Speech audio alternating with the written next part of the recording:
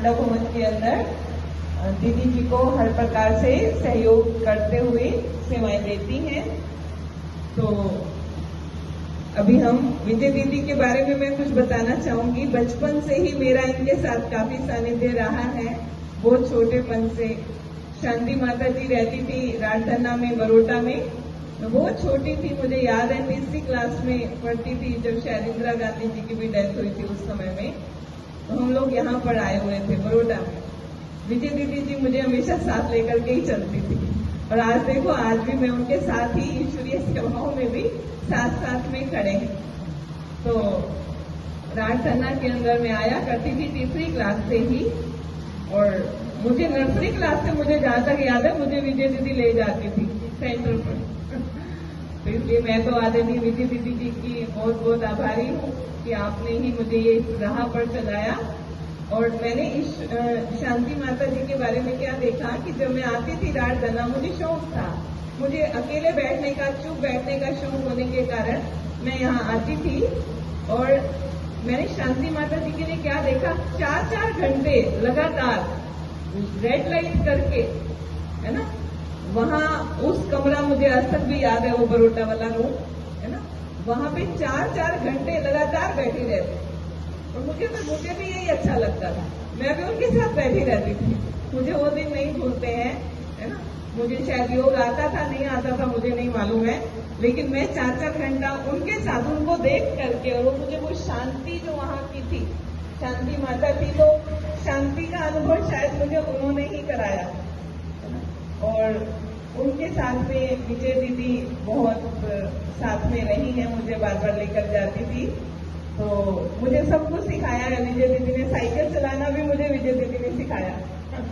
तो विजय दीदी का बहुत त्याग तपस्या मैंने देखी है बचपन से। पढ़ाई के साथ साथ ये पढ़ाई करती थी, तो मैं भी इनके साथ ही पढ़ाई करती थी, अपनी किताबें लेके इनके रूम में चली जाती थी। तो मुझे लेक्चर करना भी इन्होंने सिखाया। तो लेक्चर करना भी, मुझे कुछ भाषण, मैं तो बोलती ही नहीं थी, मुझे बोलना नहीं आता था, लेकिन मुझे लेक्चर करना 2-4 शब्द लिख करके दे देती थी डायरी में से। वो सब जो है वो मुझे विजय दीदी ने सिखाया। तो अभी विजय दीदी से रिक्वेस्ट करेंगे कि शांति माता जी के बारे में विचार रखें।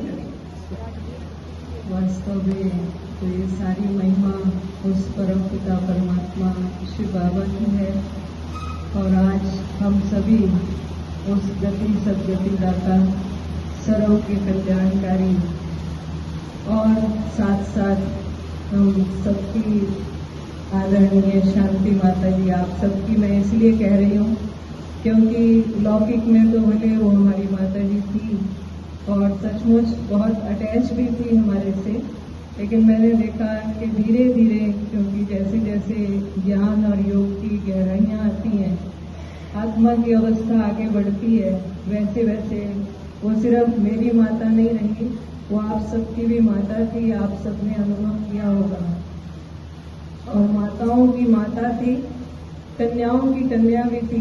जब मैं लास्ट पुष्पाली दीदी से भी सुन रही थी कि जब भी कहीं सेवा का चांस होता तो मैं पूछती कि सेंटर पे कौन है, आप कहाँ पे हो, तो कहती थी मैं जरा बाहर आई हूँ सेवा के लिए, सेंटर पे फलानी कन्या है।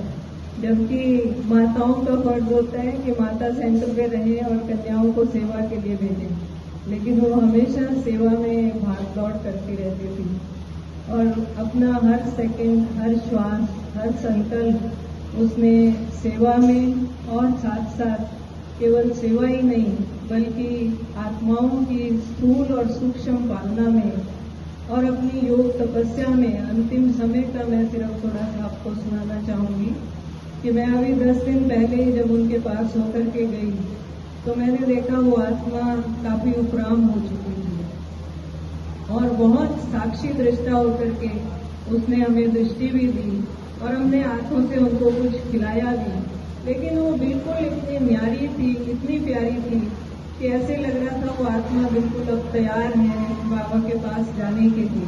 और सचमुच वही हुआ, क्योंकि उनकी खेड़ा और बरोटा में कुछ विशेष उनका अटैचमेंट था, या हम कहें कि विशेष स्नेह था।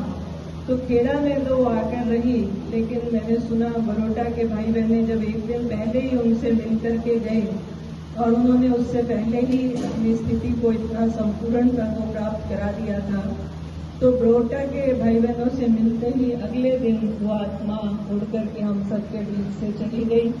तो ऐसी आत्मा को, जिनसे हमने इतनी शिक्षाएं ली हैं, जिनसे इतना कुछ सीखा है, तो आज की हमारी सच्ची श्रद्धांजलि वास्तव में उस आत्मा के प्रति यही होगी कि जो कुछ उन्होंने हमें इस लाइफ के अंदर सिखाया है, जो हमारी पालना की है, जो इस परिवार को, खेड़ा के परिवार को भी एकजुट बना करके रखा है, बांध करके रखा है, तो मैं यही चाहूंगी कि उनकी ये अंतिम इच्छा थी कि हम सभी एक होकर के मिल करके चलें, आपस में मिल करके सेवा करें, तो बाबा का नाम भी बाला होगा और उस आत्मा की आश भी अवश्य पूरी होगी। ओम शांति।